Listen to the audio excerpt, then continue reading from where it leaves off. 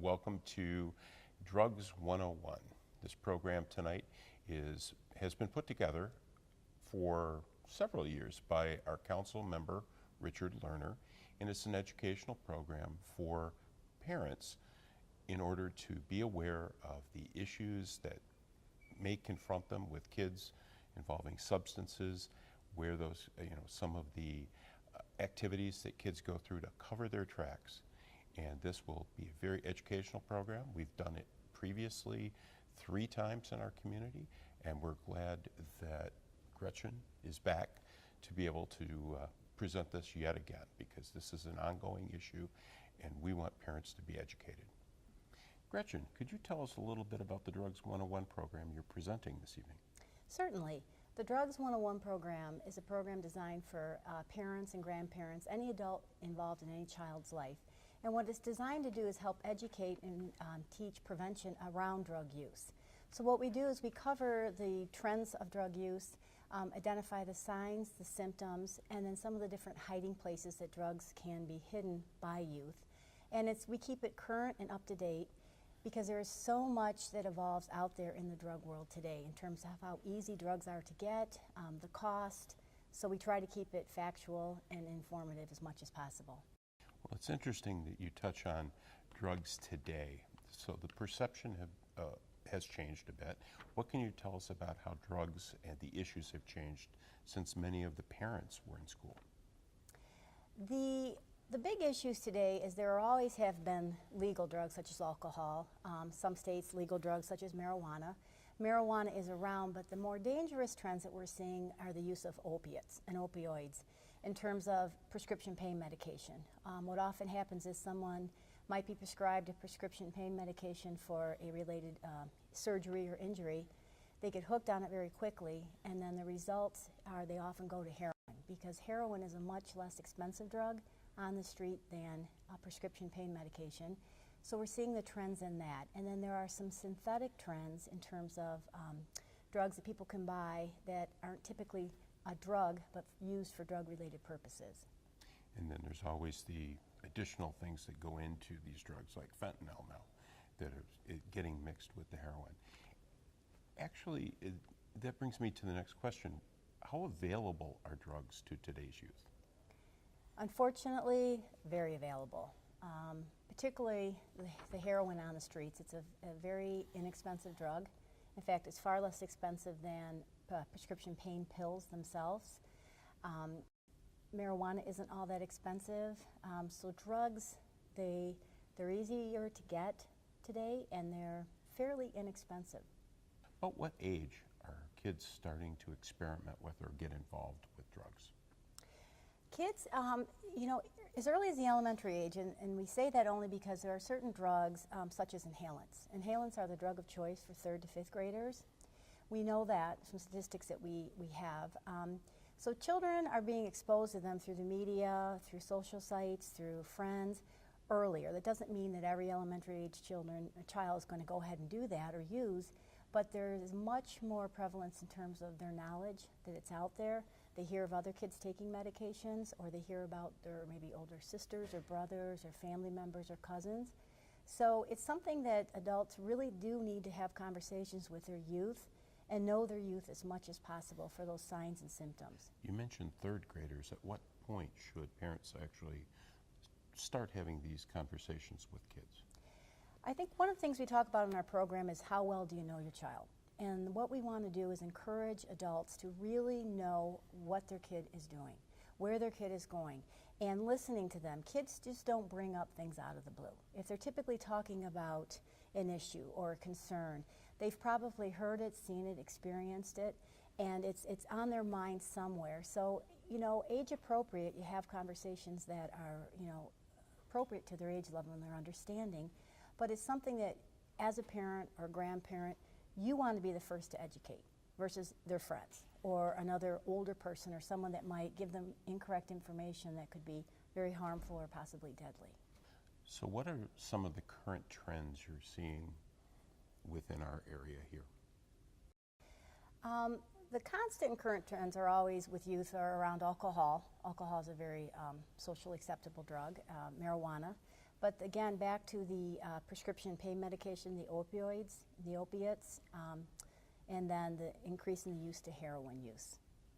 Can you give us the name of a few of the new drugs that have recently come out, and maybe some of the terminology that parents might be wanting to listen for during their kids' conversations?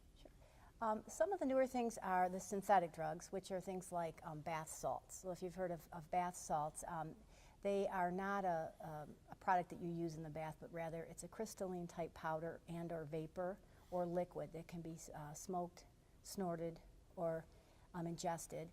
And it hits similar to the effects of cocaine. It's an amphetamine type based synthetic drug. K2 Spicer Genie, which is illegal in the state, which was a synthetic marijuana, but the manufacturers get around that by changing the compounds in it. And so while we've done a good job of keeping it out of places and stores, occasionally it can crop up in certain spots because it's something that's pretty easy to hide and it's behind the counter, but it can be used as synthetic marijuana as an alternative. Yeah, unfortunately, we had a bad situation in our community involving K2 Spice before the laws were passed to make it illegal, and really glad they are. What type of dangers are there with drug use? You know, you hear a lot more about medical marijuana and that some viewpoints have changed. But when we're talking about our youth and their neurochemistry is not necessarily well defined, what kind of dangers does use of these agents pose for our kids? You know, that's a great question. I think what we need to remember is that the youth's brain is not done developing to the mid-20s. And so when a person, you know, in their later teens or early teens begins to use a substance such as marijuana, it really can impact their ability to develop the skills necessary to become a functioning adult in terms of being able to solve problems, to do, you know, logical things, to be able to be motivated to stay on task. The brain, you know, there's so many things that need to happen. And when you put drugs in the equation, it can really affect a youth or a young adult really for the rest of their life. And I think that there's been a lot of destigmatizing of marijuana in and of itself. But the thing is, if a person's 50 or 60 years old, that's something an adult can choose to do or not do, but in a young adult, it does not have those skills yet to make the best decisions or to be able to see the pro and the con. So when a body's developing, we don't want to introduce substance to it, just like we don't want to introduce alcohol to it or tobacco to it or really any drug. The effect can be permanent. It can be from memory loss to a whole bunch of other issues depending on what they're using and for how long and that type of thing. It's great information. Let's turn a little bit to what you're here to talk to us about in the presentation. What are some of the signs parents should look for that may suggest that their children are starting to get involved with drugs? I think the program is really good because it talks about all the education piece, and again, going back to your child, how well do you know them? In terms of signs, you know, you're going to look for physical signs in terms of if they're grooming, or they're sleeping too much, or not sleeping enough, or if they seem agitated or restless, or, you know, really hyperactive. Those could be signs. Some of the different things too are behavioral, are possibly some dishonesty, or things that you find in your home are missing, or your kids are showing up with all sorts of new things, you know, maybe new backpacks or purses or clothing, new sets of friends. All of those, you know, if you don't sort of trust your gut, you need to, because instinct often is said, parents will say, gosh, you know, I thought something was going on, but then I thought, oh, you know, I don't want to jump to conclusion. But if you're seeing those signs, if you're coming in and you're seeing red eyes, or you're smelling alcohol, or you're smelling smoke, if you're finding things, paraphernalia in their homes or their rooms or their backpacks or their cars, they get sloppier as their use progresses. And so whereas before they might have, you know, kind of hidden it well, all of a sudden, you know, it could be just simple as opening their backpack and taking a look. So it's cueing in to knowing what your kid's doing. If they're not the same kid they were a month ago or 2 weeks ago, why? And trusting that judgment that having a conversation with them is to the best of your advantage. And I think that's extremely important. You need to be able to start those conversations early and have that open communication with your kids, not just on drugs, but on all issues and the challenges they're going to have. You mentioned as early as third grade, but I know that your program focuses on what the average teens room might look like and some of the things that parents are going to look for. At what age are we really getting concerned and you're trying to target this evening in your program? You know, I think we talk about, a lot of people think, you know, it's middle school or high school, but again, we go back to the relationship that you have with your child and the communication that you have with your child. The better you know them, the better they know you, gives you more red flags quicker. So, you know, you don't want to introduce topics that maybe they have no idea about. However, as I mentioned before, they're hearing, and we know our social media sites, there's just a barrage of information that kids get today or they hear about.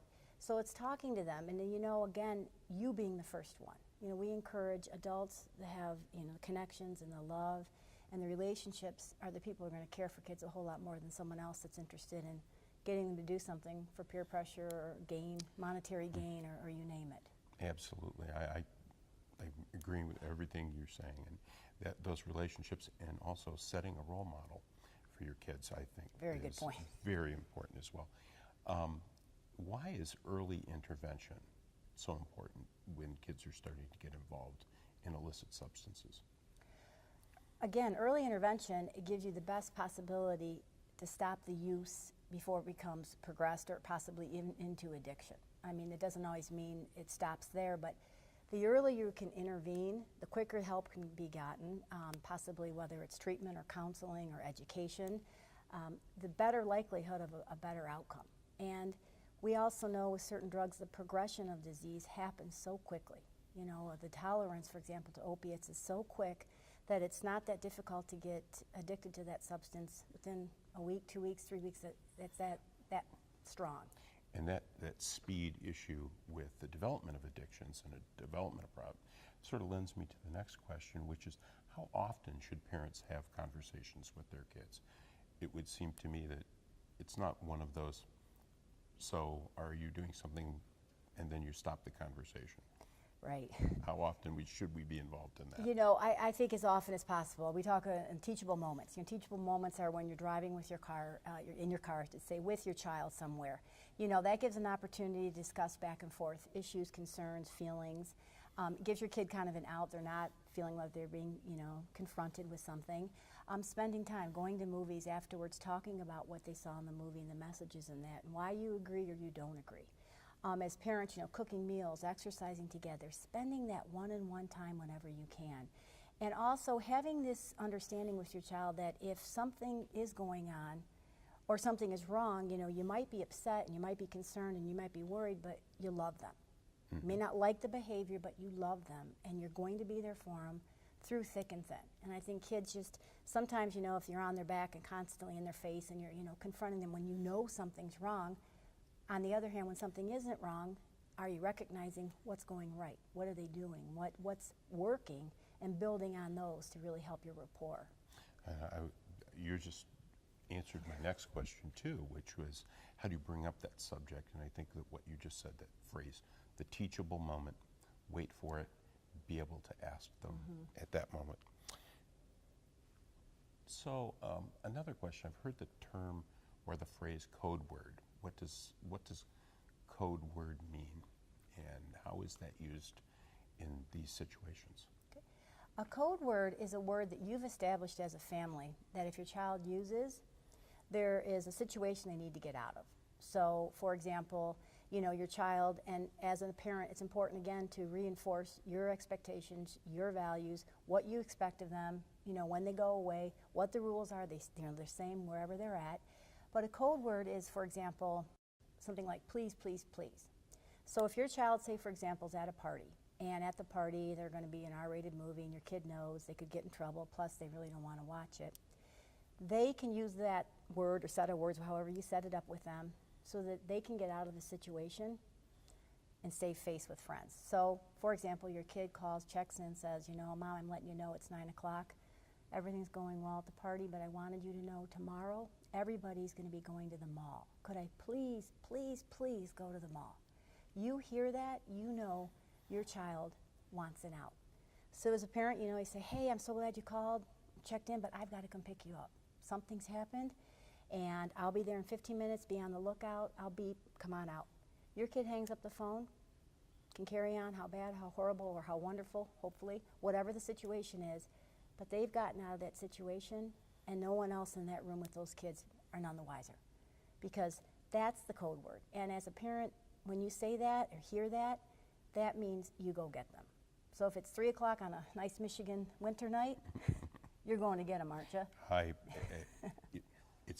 really like that as a way to use that term, because I can recall my father telling me, if something's not going right, I don't care what it is, you call me, I'll come and get you.